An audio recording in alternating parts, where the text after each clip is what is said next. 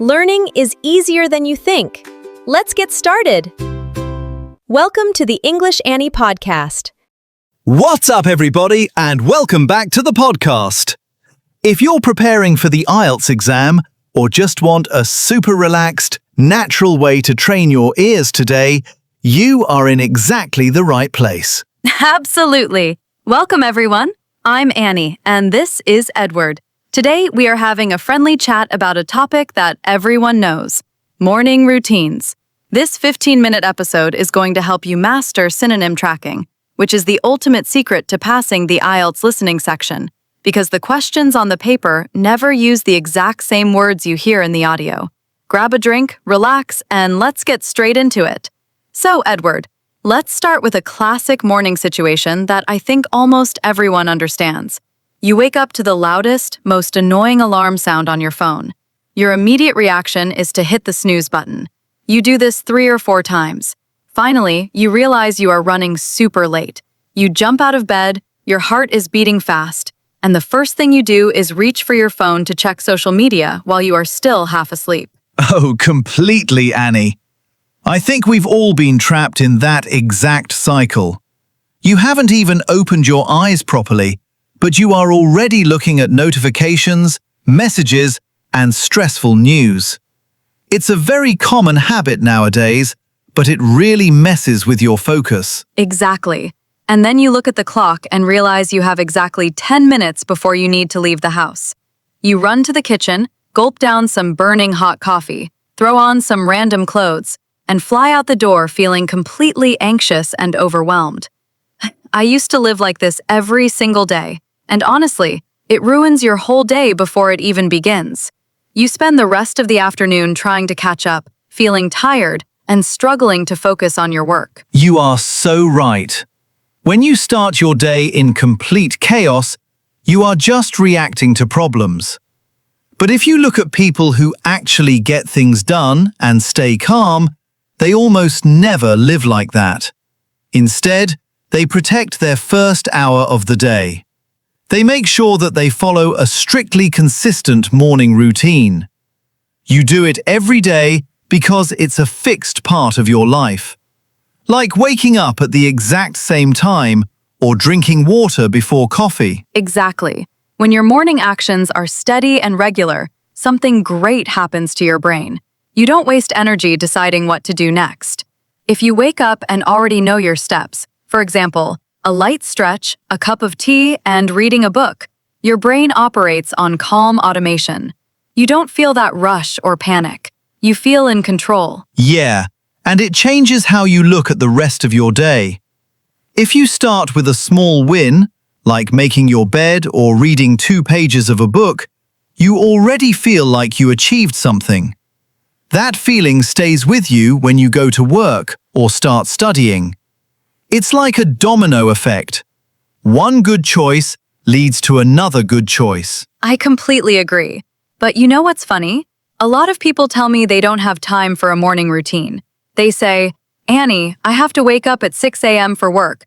I can't wake up at 5 just to meditate. But a routine doesn't have to be 2 hours long. It can be just 15 minutes. Even 10 minutes of quiet time without looking at your phone can completely change your mindset. That's a very good point. People think a routine means you have to do yoga, go for a run, make a massive breakfast, and write in a journal all before 7 a.m. That's just unrealistic for most of us. For me, my routine is literally just drinking a glass of water, sitting by the window for 5 minutes without my phone, and then making a cup of coffee. It's simple, but it gives my brain time to wake up naturally without any artificial stress. Honestly, Edward, your routine sounds like a dream compared to what I went through last Tuesday. I forgot to set my alarm, or maybe I hit snooze in my sleep. I still don't know. I woke up at 8:15 and my train was at 8:30. I didn't even brush my hair. I just grabbed my bag and ran. I spent the whole day feeling like my brain was running backward. It just proves how much that first half hour dictates your energy. Oh, I know that feeling. It's like you are trying to catch a bus that has already left, and you spend the next 8 hours running after it. But you know, another big part of this is how we look at mornings in general. Many people consider themselves night owls and say their brains only work after 9 p.m. So they stay up until 2 a.m., and then mornings are naturally a nightmare for them. True, but science shows that even if you prefer evenings, a chaotic morning still causes the same stress response. It triggers cortisol, the stress hormone, right away. So even if you wake up at 10 a.m. instead of 6 a.m., having a predictable sequence of events is what actually saves your mental energy. It's not about the clock. It's about the patterns. Exactly. It's about transition. Your brain needs time to move from a sleeping state to an active state. If you force it to jump instantly into emails, messages, or high-speed driving, you are shock-loading your nervous system. It's like turning on a car in freezing weather and instantly driving at full speed down the highway. The engine is going to suffer. That's a great metaphor, Edward. My engine definitely suffered last week. But let's talk about the actual benefits when things go right. On the days when I keep my mornings structured and quiet, I build a lot of good energy. That energy carries me through the day, and my afternoons become incredibly productive. Yes, being productive is everything. It's all about being efficient, not just being busy.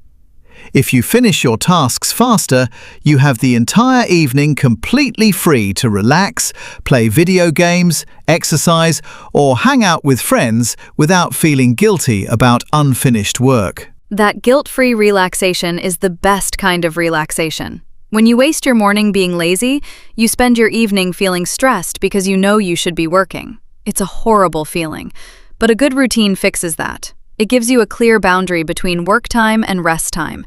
You work hard when it's time to work, and you rest completely when it's time to rest. And it's amazing how much more you can get done when you aren't constantly switching tasks. A lot of people think they are multitasking in the morning.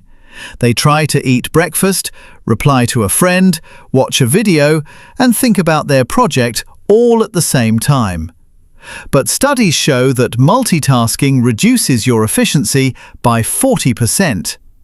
It actually makes you slower and more exhausted. Oh, absolutely. I notice that when I focus on just one thing at a time in the morning, my brain feels so much lighter. If I am eating breakfast, I just eat breakfast. If I am reviewing my notes, I just review my notes. It sounds simple, but in our digital world, it's actually a superpower. It really is. We are constantly surrounded by things designed to steal our attention. Social media algorithms spend billions of dollars trying to make sure that the moment you wake up, you click on their app. If you can resist that temptation for just 30 minutes, you are already ahead of 90% of the population. You are choosing your own thoughts instead of letting an algorithm choose them for you. It's a daily battle, honestly. Sometimes I still catch my hand moving toward my phone automatically, like a reflex. I have to physically put my phone in another room at night so I don't reach for it the second I open my eyes. It sounds extreme, but it works. I do the exact same thing, Annie. My phone charges in the living room. If I want to check it, I have to get out of bed, walk across the cold floor, and go get it. That extra physical effort is usually enough to stop my lazy brain from doing it too early. It forces me to focus on my physical environment first. That's smart.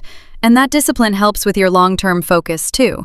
When you train your brain to follow a sequence of steps in the morning, you are basically exercising your discipline muscle. That discipline helps you later when you have to face a difficult task or when you are trying to study for a massive challenge. You don't wait for motivation. You just do it because it's part of your schedule. Yes, motivation comes and goes. Some days you wake up feeling like you can conquer the world, and other days you just want to hide under the blanket. If you only work when you feel motivated, you will never get anything done. That's why habits are so important. They take over when motivation disappears. It's the system that saves you, not the emotion. Absolutely. It's a real investment in your peace of mind. And this brings us to our final point. When you are studying for big goals or trying to achieve something difficult, time management is your most important tool. Developing a solid, simple morning routine is an invaluable strategy. It truly is. A good routine is an invaluable tool for your mental and physical health. You can't put a price tag on it. Keeping a regular, consistent routine makes your day much more productive, which is invaluable for keeping your stress low and reaching your goals. It's a simple chain of cause and effect. You don't need a complicated setup, you just need to control your behavior during the first 30 minutes after you wake up. Exactly. Instead of reaching for your phone to look at social media, you can choose to take a few deep breaths, drink a glass of water, and just think about what you want to achieve today. That small choice changes everything. It changes your mood, your health, your focus, and ultimately, your results. Well said, Annie. Small habits truly create massive results over time. If you improve your routine by just 1% every day, by the end of the year, you will be a completely different person. Wow, this was such a fun and deep discussion. See? Talking about everyday things in English doesn't have to be super complicated or stressful. We just used simple, real-life examples that everyone can connect with. Exactly. By listening to this 10-minute conversation today, you have given your ears a fantastic workout.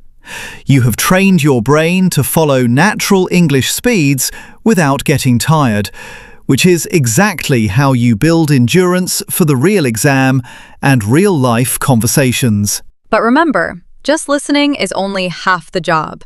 To truly remember these 3 words, consistent, productive, and invaluable, you need to practice using them in your own life. Scroll down to the comment section right below this video and try to write just one simple sentence using one of today's words. Tell us, what is your current morning routine? Are you a chaotic person or a structured person? Don't worry about making grammar mistakes. The most important thing is to just try and get your ideas out there. Annie and I will personally read the comments and reply to you. Thank you so much for your time today, everyone. Stay positive, keep practicing, protect your mornings, and we will see you in the next episode. Bye-bye! Stay focused, look after your routine, and see you next time. Bye, everyone. Welcome to the English Anny podcast.